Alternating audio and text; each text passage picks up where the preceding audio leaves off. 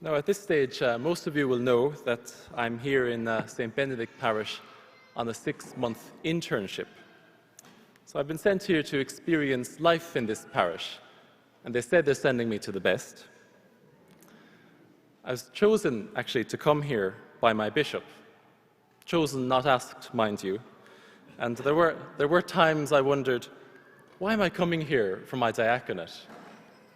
But here I am, and what a blessing it's proving to be. Now, it's actually coming up to about 6 months since I was ordained a deacon back in Cork in the cathedral there. And it was one of the most joy-filled days of my life. The sun shone, family, friends, parishioners, and people from all over the diocese gathered for this celebration. In fact, I was so caught up in meeting and greeting people beforehand that I lost all track of time. And with 3 minutes to go, an alarm goes out. Where is Ronan? Find him and get him to the sacristy pronto. One priest even thought I'd gotten cold feet. I would have been known as the runaway deacon. It was a great day. The people, the prayerfulness, the music, the weather, everything came together. Of course, a day like that doesn't just happen. It was only after years of praying, of preparing, of discerning, that I felt sure God had chosen me for this. And along the way, the church also had to choose me for ordination. But I have to be honest. There were moments along the way when I doubted myself. When I asked myself the question, am I really worthy of this? At major moments in our lives, like an ordination or like a wedding, we ask ourselves these questions. So you meet someone special. Soon you fall in love. And you know deep down that you want to marry them. But this doubt arises. Am I really worthy of this person in my life? Am I going to be a good enough husband or wife? Or maybe you've been away from the church or from the faith for a while, and you're asking yourself the same question. You're filled with these doubts. Am I worthy to come back to God?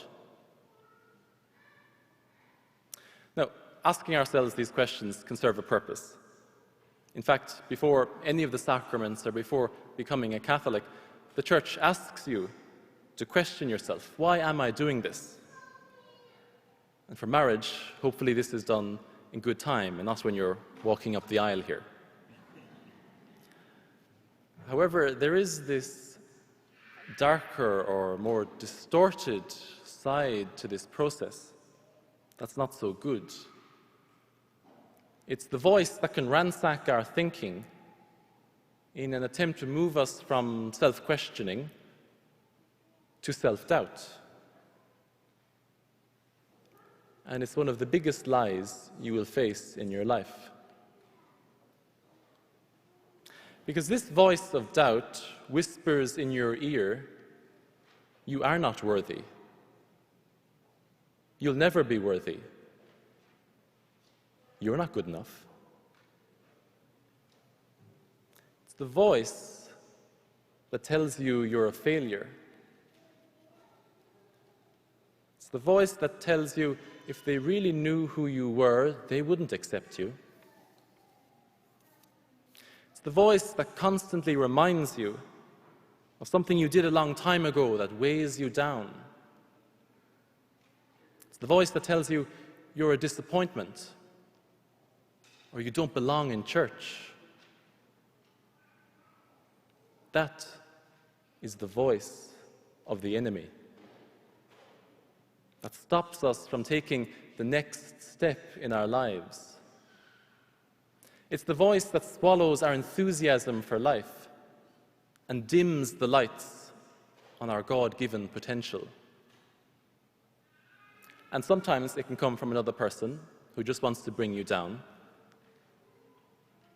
But more often than not, it comes from within, from that seed of doubt that the enemy has planted in your ear. But against this, God speaks into our lives words that reveal our worth in his eyes.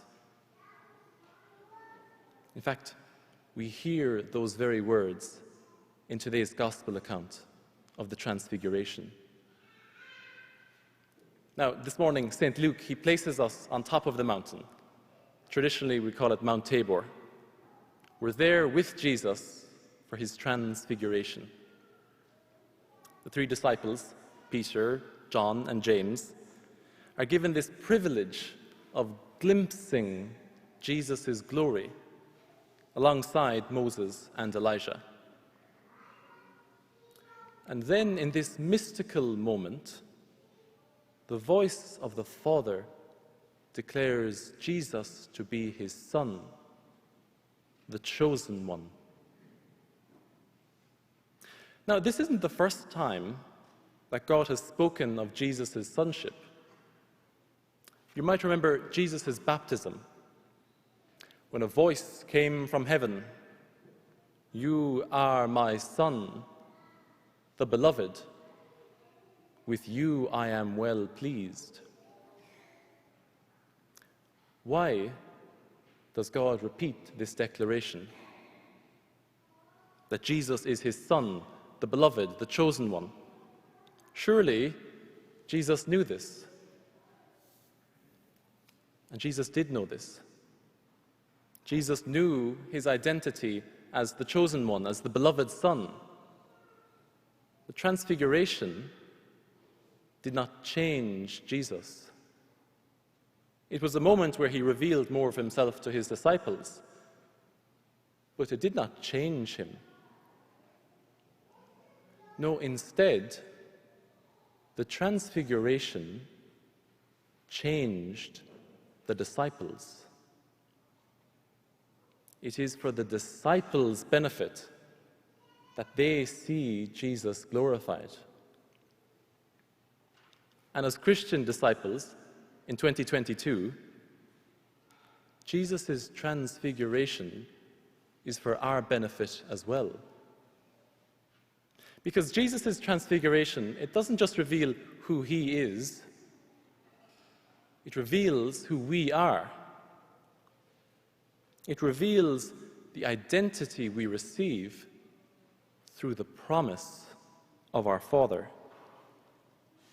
Because through baptism, God's promise is that we too are sons and daughters of God, beloved and chosen by him. God is saying to us today, you are worthy. You are good enough because you are my son. You are my daughter, my beloved, my chosen. So you see, these words, you are my son, my beloved, my chosen, they didn't stop with Jesus.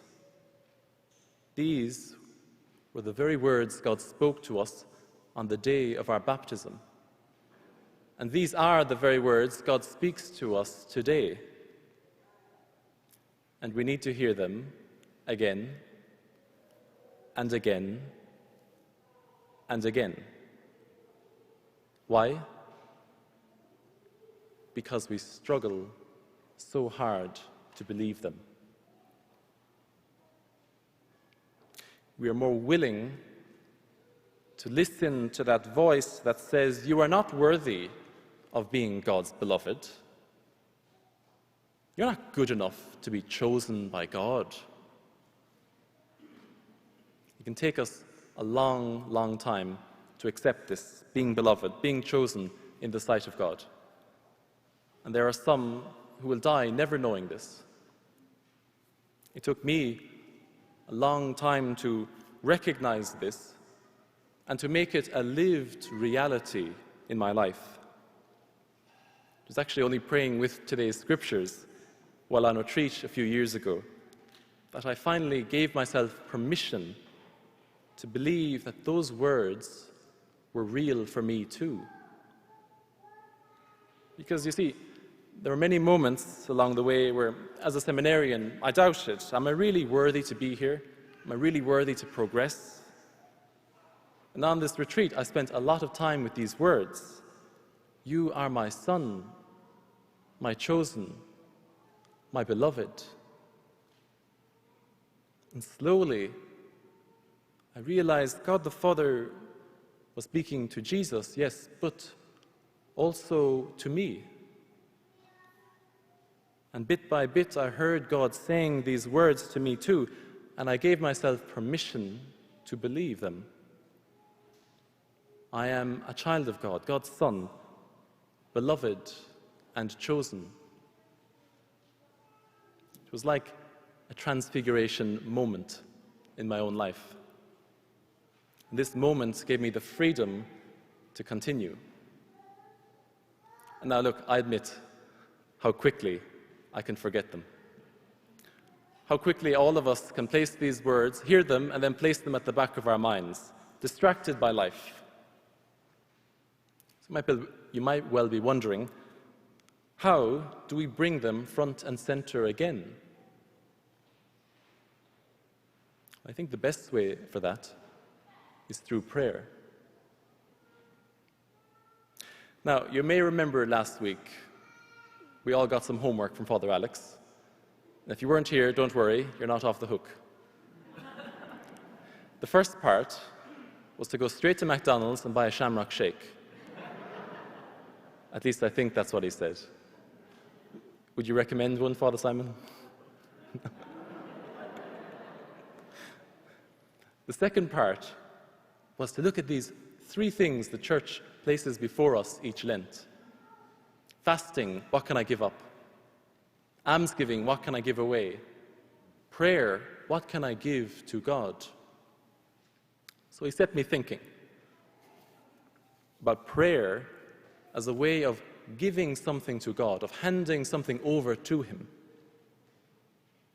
And now, remember, the whole Transfiguration scene takes place in the context of prayer. Jesus and the three disciples, they go up the mountain to pray. It is while praying that Jesus was transfigured and God's voice was heard. Prayer creates the space for our own glory to come alive in God's sight and for him to speak those words which we were created to hear. You are my son. You are my daughter, my chosen, my beloved. Now ask yourself, have you ever had this experience where you personally felt, yes, you were the beloved child of God? I could look back on my ordination day and say, yes, that day I heard God say this. It was a lived reality in my life. But an ordination day is only one day. And maybe for you it was your wedding day, for example. But again, that's only one day. They're great days. Major moments like these, they plot out the course of our lives. But most of life is just living them out after that. And maybe you had this great experience at a parish mission, or a praise and worship night, or an Alpha weekend retreat that's currently going on right now. And suddenly, those words came alive to you. You are my son, my daughter, my beloved, my chosen. Perhaps it's been a long time since you did hear those words, because that voice within you accuses you of being unworthy, and it's been holding you back, keeping you down, and robbing you of God's promise. How do we make those words a lived reality in our life, not just on one day, but always. I'm repeating myself, but I think it must be in prayer. At least that's where we must start. So, I'm going to invite you to listen to the Father's voice again this very moment. So trust me, just go with me on this. I'm going to invite you to close your eyes. Take a moment of silence for yourself. Take a deep breath.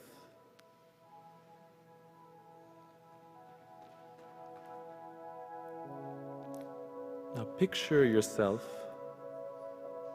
on top of the mountain with Jesus.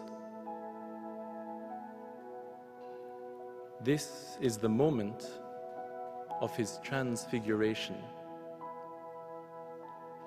where the appearance of his face changed and his clothes became dazzling white. How does Jesus look to you?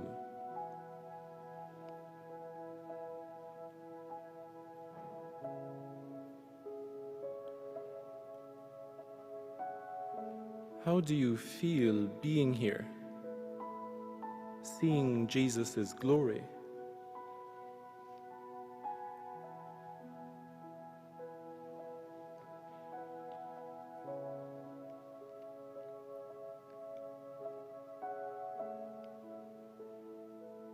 Then this cloud appears, and this voice rings out. This is my Son, my chosen. Listen to him.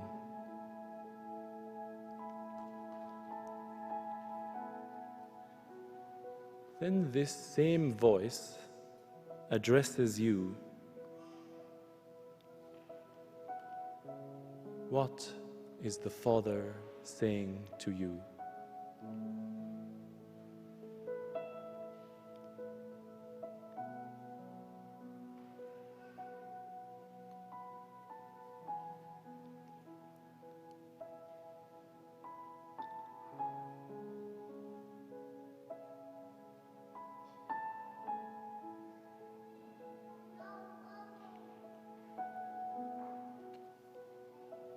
You may be asking yourself, am I worthy to be here?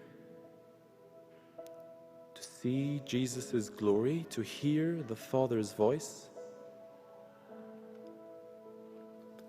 What is that unworthiness in your life? I'm unworthy because I feel like I'm a lousy parent. I'm unworthy because I'm struggling with the same sin. I'm unworthy because I let myself down.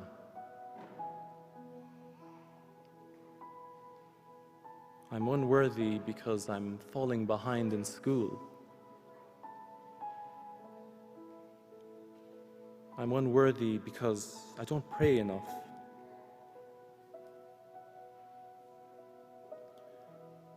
Whatever it is you feel unworthy for in this moment, give it to God. Hand it over to him.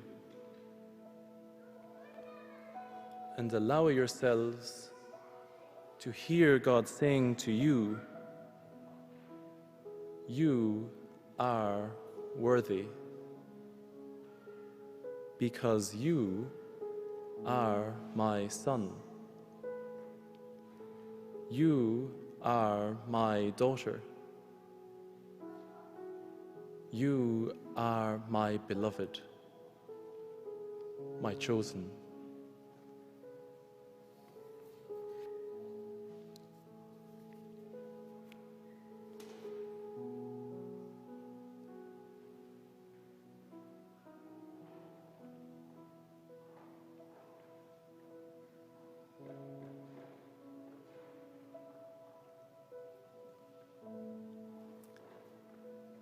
And when we have heard his voice, we will be prepared for anything life will bring. We'll be ready to experience those moments of glory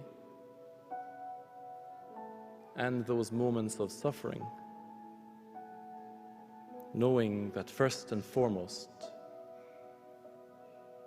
we are sons and daughters of God, beloved and chosen.